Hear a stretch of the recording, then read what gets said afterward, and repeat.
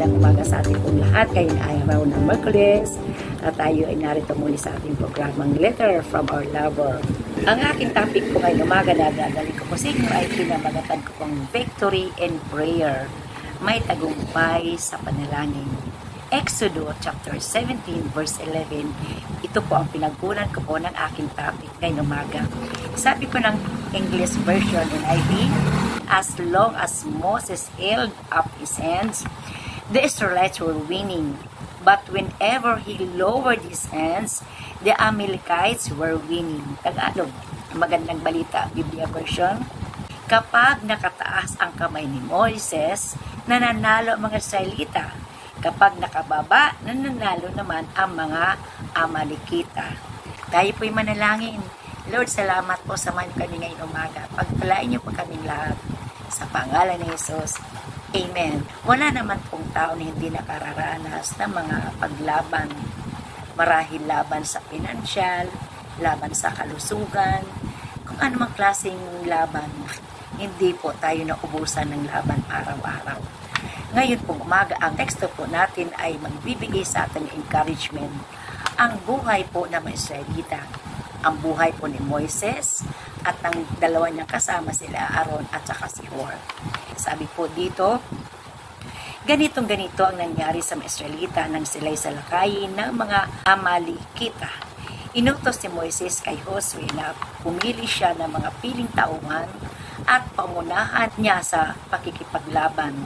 At siya naman ay sumunod at sabi pa ni Moises, ako naman ay tatayo sa mataas na burol upang ako'y mag-intercede at kasama po niya sila Aaron at Hur at hawak niya ang tungkod. So nagpatuloy po ang labanan ng Israelita at ang mga Amalekita. At alam niyo po, habang po nakataas ang kamay ni Moises ay nagtatagumpay po ang mga Israelita.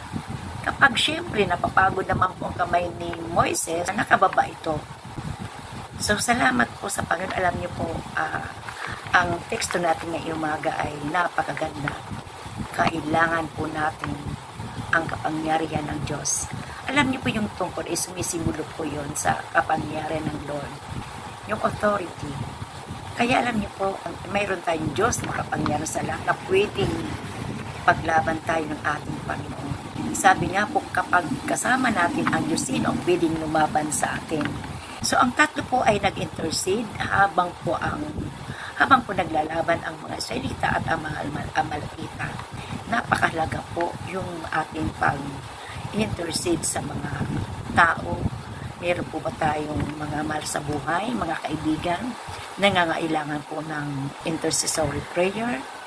Tayo po mga kaibigan, ay napakaganda po na tayo po ay bigay po natin yung ating suporta sa kanila sa panalangin. At alam niyo po, ang number one susi kung bakit tayo magtatagumpay sa ating mga laban, walang iba kundi yung panalangin po. Napakalaga po ng panalangin. Susi po yan upang matalo natin ang ating mga kalaban. At yun nga po yung sabi ko nga po, yung mahalaga po yung intercessory prayer. Kasi nga po, di po ba, sabi nga po doon sa 1 Timothy chapter 2 verses 2 and 3, idalangin din ninyo ang mga hari at may kapangyarihan upang tayo makapamuhay ng tahimik, mapayapa, makadiyos at marangal. Verse 3, ito ang mabuti at nakalulugod sa Diyos na ating tagapagligtas. Kaya mga kaibigan, mayroon man po tayong mga kilala dyan na kailangan po ng dasal, pag-pray po natin sila. Sa ating pong bansa, di po ba? Marami pong problema ang ating bansa. So tayo ay mayroon pong malaking papel na gagampanan sa ating pong mga panalangin para ipag-pray po natin sila. So balikan po natin yung kaso po nila Moises at saka nila Aaron, Hur at ang mga Israelita. Alam niyo po, nakakatuwa kapag sila ay naroon sa ikanga sa nakafocus kay Lord. Alam niyo po kasi yung pag-surrender kasi, di ba, pagtanan ating pagsuko. Di ba? Kaya sa Lord lang tayo sumuko. Isuko natin ating mga problema sa Lord. Siyang bahala magbigay solusyon at tumalo sa ating mga pinagdadaanan. Hallelujah. Kaya maraming salamat po. At naway yung konting minuto na ating pong pinagsasama-sama sa pag-aaral ay magbigay sa inyo po ng kagalakan at lakas, encouragement sa ating buhay araw-araw. Huwag tayong makakalimot, lagi tayong manalangin, lagi natin isurrender ang ating buhay sa Lord, at higit sa lahat, tayo po ay mag-intercede tayo sa mga taong nangangailangan ng panalangin natin. Tayo po manalangin. Lord, salamat po ngayong umaga. Nagpupuri kami, nagpapasalamat sapagkat meron po kami Diyos na masasandalan. Diyos na kakampi namin. Diyos na ating paglaban sa lahat ng aming laban. Salamat po at turuan niyo kami lagi manalangin. Gusto ko namin aming buhay sa iyo, Panginoon.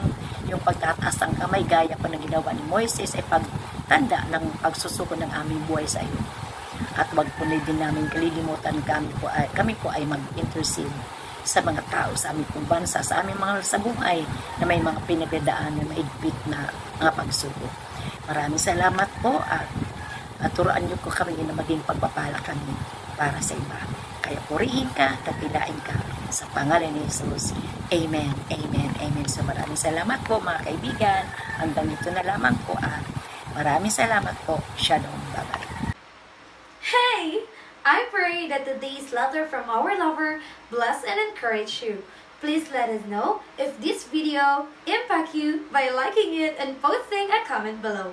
Also, please subscribe for more inspiring content.